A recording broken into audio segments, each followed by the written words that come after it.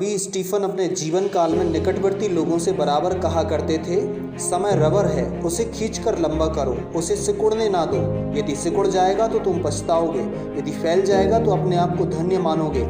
लोगों ने सिकुड़ने और फैलने का रहस्य पूछा तो कहने लगे, सिकुड़ने का तात्पर्य है निर्धारित समय में जितना उपयोगी काम संपन्न हो सकता था उतना सदुपयोग नहीं हुआ, उस समय को आलस्य प्रमाद में गवाया गया। किंतु फैलने का तात्पर्य है निर्धारित समय में शारीरिक एवं मानसिक सक्रियता को इस स्तर तक बढ़ाना जिससे हमारी बौद्धिक सामर्थ्य तो बढ़े ही, कुछ महत्वपूर्ण कार्य भी संभव हो सकें। इसी आधार पर महापुरुष कम समय में अनेक व्यक्तियों का कार्य संपन्न कर लिया करते हैं। लोगों को आश्चर्य होता है कि छोटे से जीवन काल में इतना सब संपन्न कैसे हुआ। हर व्यक्ति यदि गंभीरता पूर्वक अपने आप का विश्लेषण करे, एनालिसिस करे, तो पता चलता है कि उसके कुछ विशेष दायित्व हैं, विशेष कर्तव्य हैं। उसके अतिरिक्त बचे समय का वह सही उपयोग नहीं कर पाता।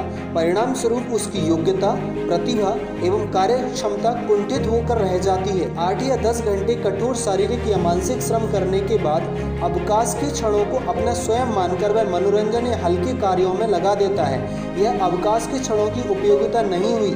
प्रवाह को चीरकर आगे बढ़ने वाले अपने समय को कसकर महत्वपूर्ण दायित्वों के बीच रहकर भी अत्यंत कम समय का सदुपयोग करते हुए विद्या एवं कला के क्षेत्र में हीरे मोती की तरह चमक कर आगे आ गए, जबकि अन्य लोग यथास्थान बने रहे और अपना एवं भाग्य का सिर पटकते रहे। उनकी गाड़ी 2 कदम आगे भी नहीं बढ़ सकी। ब्रिटिश पार्लियामेंट के प्रमुख जॉन हॉर्बिट अपनी व्यस्ततम दिनचर्या में भी कुछ क्षणों को छोड़कर बोलने एवं संपर्क करने का क्रम बनाते रहते थे और विश्व के जाने माने प्रवक्ता बन गए। दास प्रथा का उन्मूलन करने वाली पुस्तक टॉम काका की कुटिया की लेखिका श्रीमती हैरियट स्टो अपने पारिवारिक दायित्वों से मुक्त नहीं थी। खाना बनाने, बच्चों को संभालने एवं धन कमाने के लिए कुछ कार्य करने की जिम्मेदारी उन पर थी।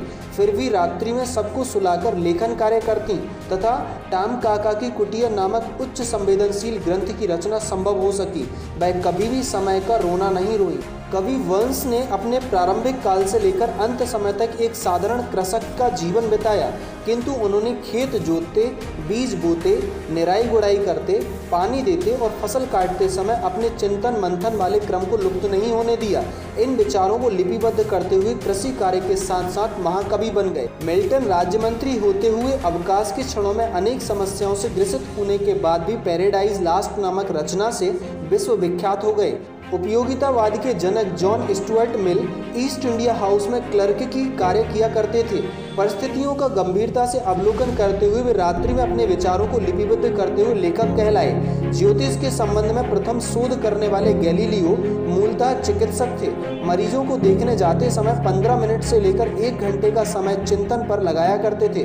रात्रि में तारा समूह को देखने, उनकी स्थिति का पता लगाने में भी समय का उपयोग करते थे।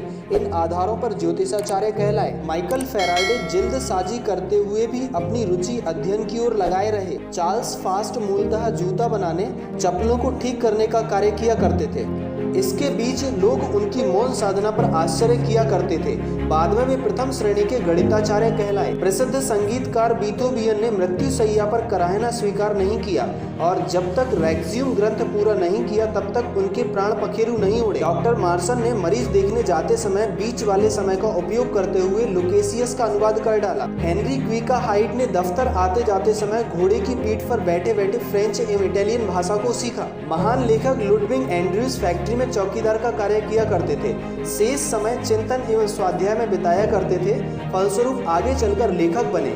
फास्टर फैन होटल में मिठाइयाँ देने एवं कप प्लेट धोते समय मिलने वाले क्षणों में फ्रेंच, जर्मन, इतालवी एवं अंग्रेजी भाषा के शब्दों को याद करके इन भाषाओं के वक्ता बन गए। थॉमस जैक्सन ने प्रेस में मशीन चलाते समय फुर्सत के क्षणों का उपयोग कर कई मोटे मोटे ग्रंथ रट डाले। अखिल विश्व गायत्री परिवार के संस्थापक पंडित श्रीराम शर्मा आचार्य जी स्वयं समय को रबर की तरह खींचकर बड़ा करने वाले सिद्ध हुए। स्कूली पढ़ाई 5वीं होने पर भी विभिन्न विषयों एवं विषयों के ज्ञाता बन गए। अंग्रेजी उन्होंने जेल में सीखी। प्रवास में होने पर भी प्रतिदिन 100 चिट्ठियों का उत्तर स्वयं लिखा करते थे एवं युग निर्माण व अखंड ज्योति पत्रिका के लिए भी नित्य लिखते थे। रेल में यात्रा करते समय उनकी लेखनी अनवरत चलती रहती थी, तभी वे 80 वर्ष की उम्र में 800 वर्ष के कार्यों को संपन्न कर सके। ऐसे व्यक्ति अभी भी हैं जो व्यस्त चिकित्सक होते हुए भी कठिन परिश्रम, अनवरत स्वाध्याय के माध्यम से आयुर्वेद, दर्शन, विज्ञान, ज्योतिष, समाजशास्त्र, मनोविज्ञान, योग, आर्ट्स, साहित्य को अपने जीवन में उतारकर लोक नेतृत्व का कार्य भी कर लेते हैं। यह उपलब्धि समय के एक एक क्षण के सदुपयोग से संभव हो सकती है।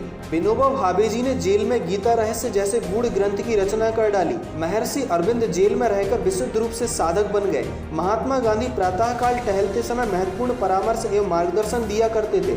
जो उनसे नहीं मिल पाते थे वे टहलते समय मिला करते थे। रविन्द्रनाथ टैगोर की अधिकांश रचनाएं रात्रि में लिखी गईं। यही उनकी साधना का भी समय था। 24 घंटे का समय ईश्वर ने सबको प्रदान किया है। स्वतंत्रता इतनी भर है कि कौन इसे किस रूप में उपयोग करता है और उपलब्धियां अर्जित करता है।